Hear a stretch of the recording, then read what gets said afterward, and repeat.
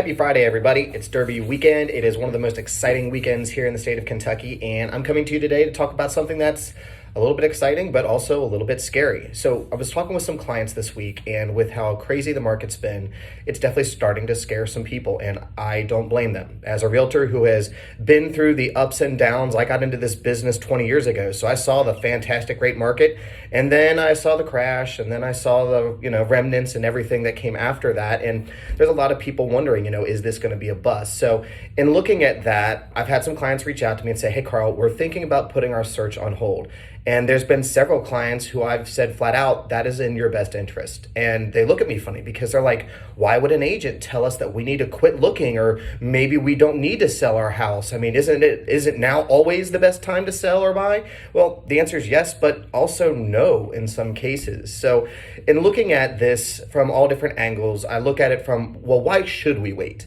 So one of the reasons for a lot of buyers is the lack of inventory. They just don't like what they're seeing. They don't like what their money's getting them. And they kind of just think that, this thing needs to kind of see itself out.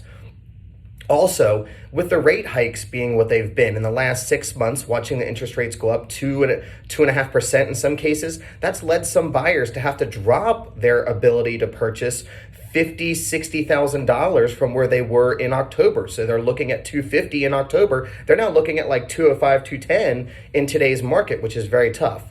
You also deal with the competition because there's a lot of buyers out there who are in a panic mode to buy before the rates go up again. There's just too much competition. You've got buyers who are coming in 50, 60 grand over asking. They're covering appraisal gap where if the house appraises for 240, they're covering the price up to 260 in some cases. And while I understand that may be a necessity for some clients, that's not always what you need to do when we're in a market like this. I'm emphasizing to a lot of my clients due to this market that if you're going to buy a home, this is going to be a home that you're not going to be in for 4 and 5 years like most first and second time buyers. This is going to be a home you're going to be in for maybe 7 and 8 years at a minimum because you need to build the equity in the house. The rates need to come back down and the prices of homes are going to stabilize during the course of that time so you can gain equity and not watch your neighbors, outprice you.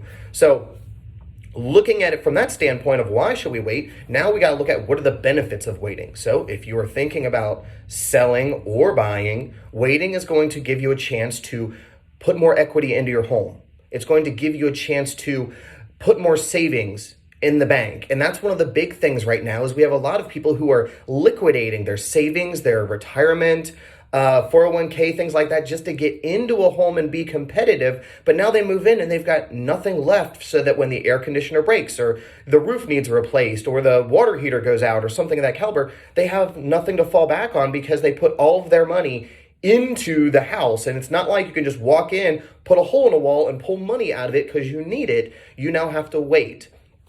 Another benefit of waiting is that there may be more potential inventory down the road. Now, we've already started to see foreclosures coming back into our market. I'm seeing them, a few straggling here, a few straggling there. I know that a lot of the banks are starting to really push these things through. And of course, they're stuck in the court system and they're stuck, trying to get title clear and get the liens and everything recorded and closed out so that way they can sell the home. But as those homes come back on the market, it's going to take, and instead of the prices going like this, they're just going to kind of go like this. We're not going to see prices jumping up, 15 and 20% in 1 year. We're going to see them going up maybe 4 and 5% or maybe even less when we look at appreciation year per year in the next several years. That's going to give people a chance to get a little bit more house later down the road.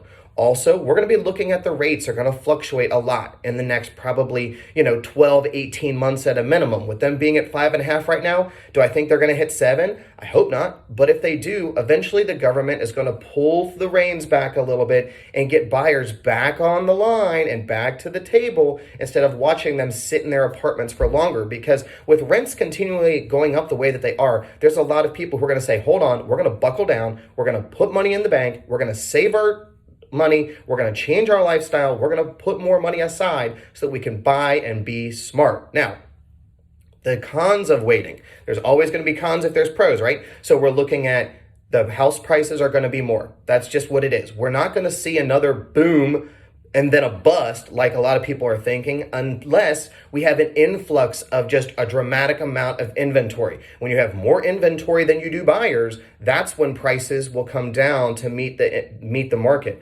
We're not going to see that, I don't expect, for some time, because since we had the bust back in 08, 09, 10, 11, whatever, the people who were getting mortgages in 02, 03, 04, 05 who couldn't qualify for one, but they had a pulse and they were able to get one, that's different than today. The people who are getting mortgages are able to. They qualify for them. The government has required the banks to be a little more conservative on who can and who can't get money. So if you are thinking about getting into this market as a seller or as a buyer, we need to have a straightforward conversation on if that is in your best interest to move now or to move later. So if you have questions, call me, text me, email me. Let's talk about how this market is going to affect you, because that's what I'm here for. I'm not just here to open a door or put a sign in a yard. I'm here to help you financially make great decisions for yourself and your family going forward.